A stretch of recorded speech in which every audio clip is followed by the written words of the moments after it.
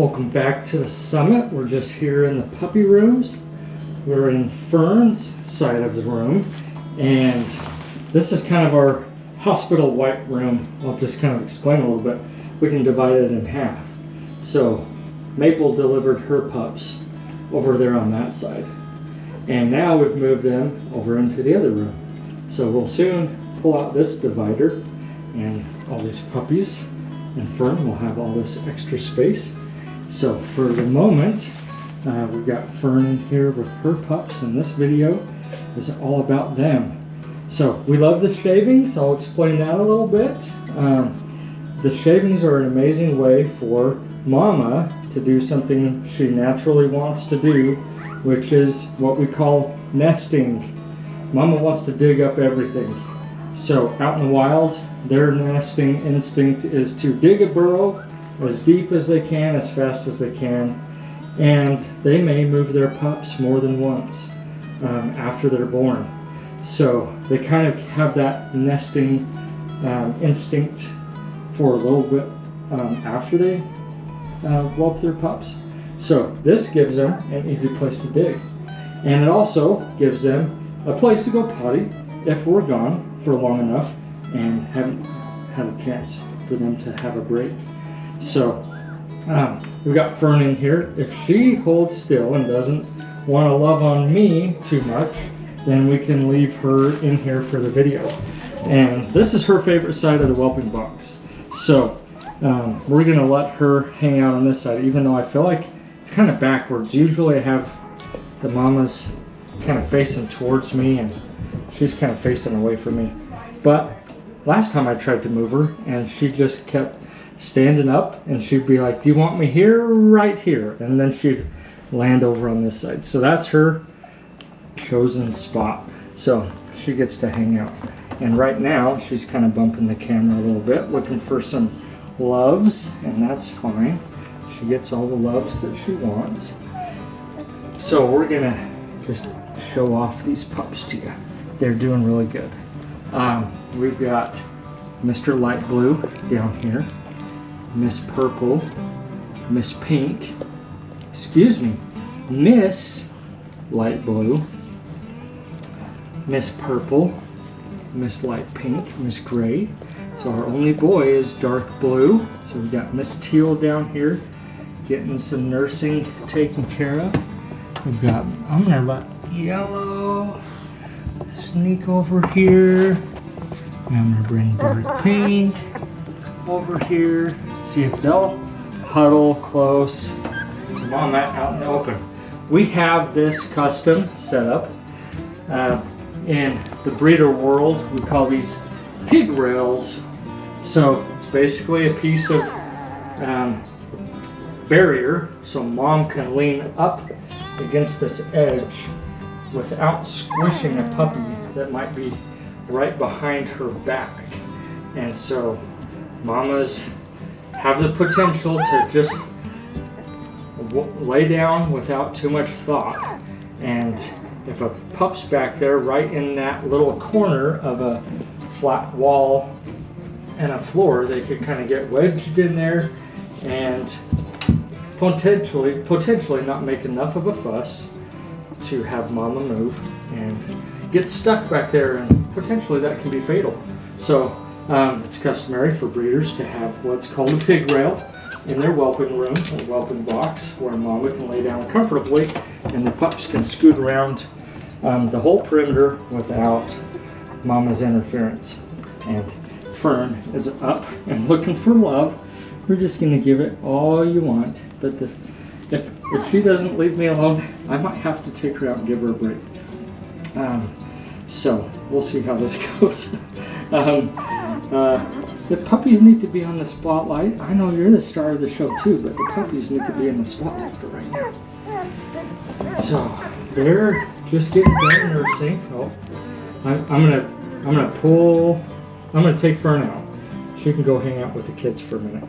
She's excited enough for my attention. Did you see how she just kind of scooted around and caught the edge of her toe on a pup? So let me pause the video. I'm gonna give Fern a break and then I'll be right back. Okay, I'm back. I decided not to take Fern out. We have some points on the wall, some spots where we can tether the mamas on their leash. And so Katie's actually out cooking right now. And so I don't want Fern running around the house. In part because it's normal for mamas after they are delivering to have a little bit of discharge. We call it butt goo.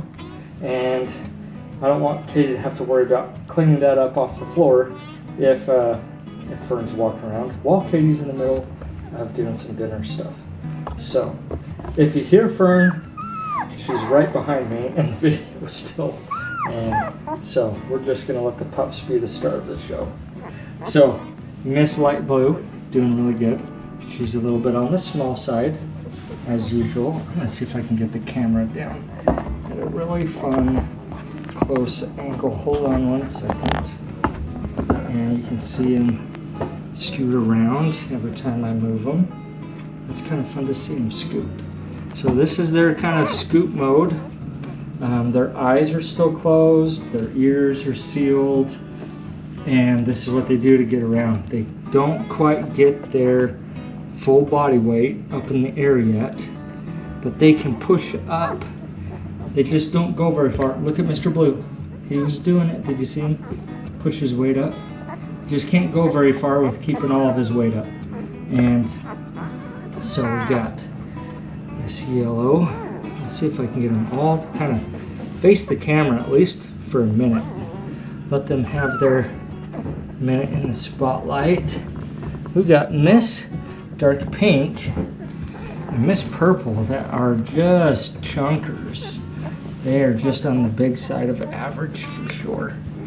And then on the little smaller side, we've got Miss Light Blue and Miss Pink. Dark Blue is right there in the middle. Miss Gray, she's a little bit on the bigger side.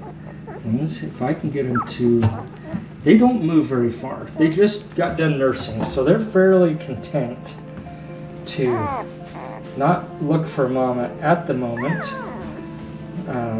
And if I can get them to hold still for a second, you'll be able to see their very slight color differences momentarily. So you can see Miss Purple, a little bit of shade, a little shade on the lighter side. Mr. Dark Blue, a little bit of the shade on the darker side. Everybody else is pretty close together. Dark Pink, I would say, is maybe a little bit darker than Miss Yellow, just barely. And so they're all pretty close. Fern's tugging against her lead on the collar, so she's she's not choking herself, but it sounds like it. She's just pulling on it, trying to get to me. So, these pups, their eyes should be opening this next week.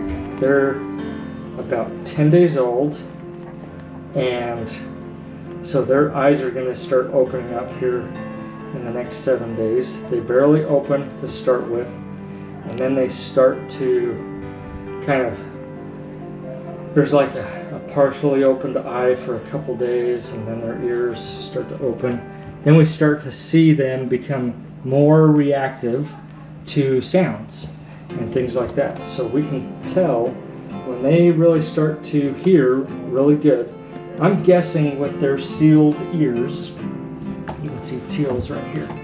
She's kind of flopped open. They're fairly sealed, but hers are barely starting to open. You can see a little bit of the crease in there. Was I tickling you, Miss Teal? She was like, you were tickling me. There's barely a crease that'll start to open. I'm imagining they can hear me right now, but it's very muffled. It's like they were wearing earmuffs or things like that, where they can just barely sense and discern sounds right now. So they're not very reactive. They can kind of hear things that are loud and basically sleep right through it. In this next week, they're going to start to hear without those earmuffs on, and they become much more sound sensitive. So whenever we come in, and even start talking, not in a very loud voice or anything like that. Just the novelty of new sounds they start to react to. So we can tell when they become more sound sensitive and things like that. So at this stage, we're doing our work with early neurological stimulation. So we help them to develop some patterns of reacting to mildly stressful, very mildly stressful events, so that they can kind of develop a stronger heart, and their mind and their emotions learn how to settle quickly after. So we want to see them start to recover quickly and things like that. So in a later video, I'll go more in depth about the early neurological stimulation and things like that. But having them in our home, then they get much more acclimated to kind of normal life things. The smells and sounds of being in a home, they're just right on the other side of the wall here. And so they get acclimated to normal life type experiences here, even at a very young age. So I will explain more of that here coming up shortly. So I just wanted to show off these pups today, get updated on them, and show you all about where they're at this point. They have the cutest little features. I'll use this light blue, just this tiny button nose, and their ears, their little paws, and this light pink. She's got her ear flap open for us. So, tiny little paws. Oh, I will show you this light pink's dew claw point. That little tiny dot right there is where the dew claw was. So you can see the paw size is very, very small. Their toe size is very, very small. A dew claw, at the time that they're removed, is actually not structurally attached. That puppies' bones and things like that are not fully connected. They're very much kind of loose fitting underneath their skin with their bone structure. So this dew claw removal is a fairly simple, quick snip of the skin structure. This Fern just had a little drink and he's kind of hacking up some water. Now she's pulling on her lead, trying to get back to me. But this dew claw snip goes very quickly, and it heals up very quickly. And then their tails are doing very well. There's just the tiniest of the little scabs that are there. That will be coming off naturally here shortly. Their little belly button umbilical stumps are healing up nicely at this age right there.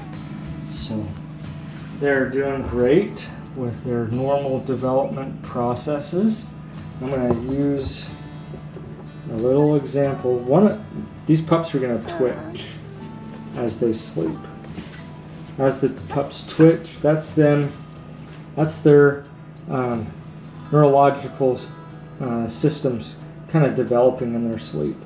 So you've seen, videos or cartoons of puppies or dogs running in their sleep and things like that. So they're kind of dreaming.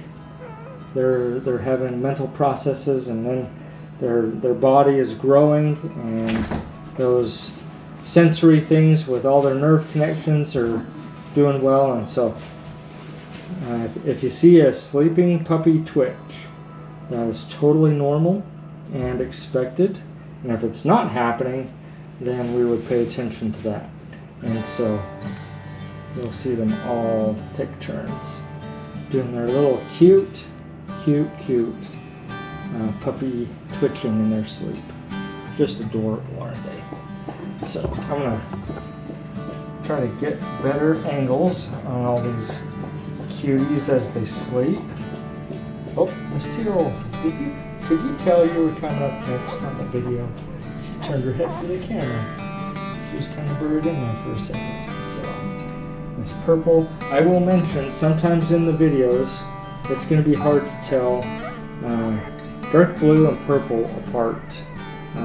For some reason, every once in a while, those two colors seem similar under the camera, especially at a distance.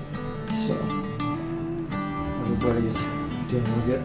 And we've got all of these pups in this litter will always have a dot collar. And so Maple's litter will have solid collars. We anticipate that most of these videos are going to be done with the litters separated. They are a week apart, so they're pretty close in age, but developmentally, that 1 week it kind of feels like every week a puppy is here is like the developmental equivalent of a human year. They're going from these brand new state to almost like the equivalent of like a kindergartner state by the time they go home. And so in that 8 weeks that they're here, it seems like they just develop rapidly. So the difference between Fern's litter and Maple's litter is going to be dramatic during that 1 week time frame of difference. So we'll do their videos separately primarily. There's a good chance we're going to do a combined video, maybe with all the girls all at the same time and all the boys all at the same time. But generally speaking, we'll do separated videos so people can kind of get to know them a little bit and see them individually and give them their fair share of time on the screen. So thanks for watching the video, and we look forward to sharing next week's update with you and the progress of these pups and their development. Until next time.